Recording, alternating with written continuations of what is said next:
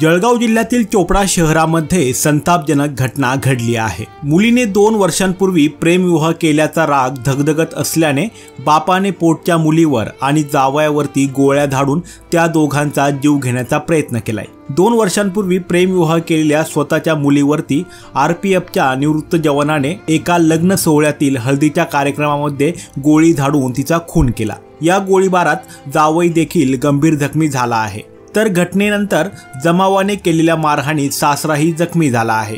ही संतापजनक घटना चोपडा शहरातील डॉक्टर आंबेडकर नगर परिसरात काल रात्री 10 वाजण्याच्या सुमारास घडली। या घटनेनंतर संतप्त लोकांनी गोळी झाडणाऱ्या वडिलांना मारहाण केली। यात तोही गंभीर जखमी झाला आहे।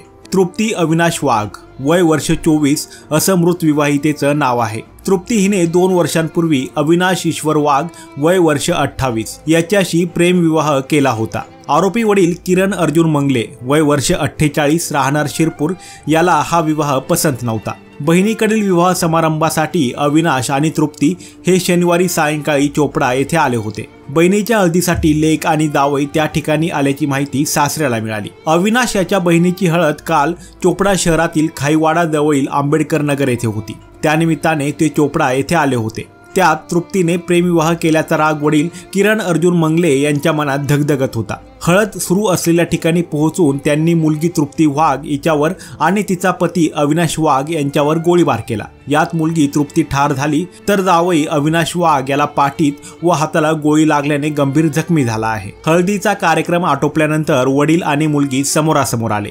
तृप्तीला पाहताच तिच्या वडिलांनी रिव्हॉल्वरमधून गोळी झाडली।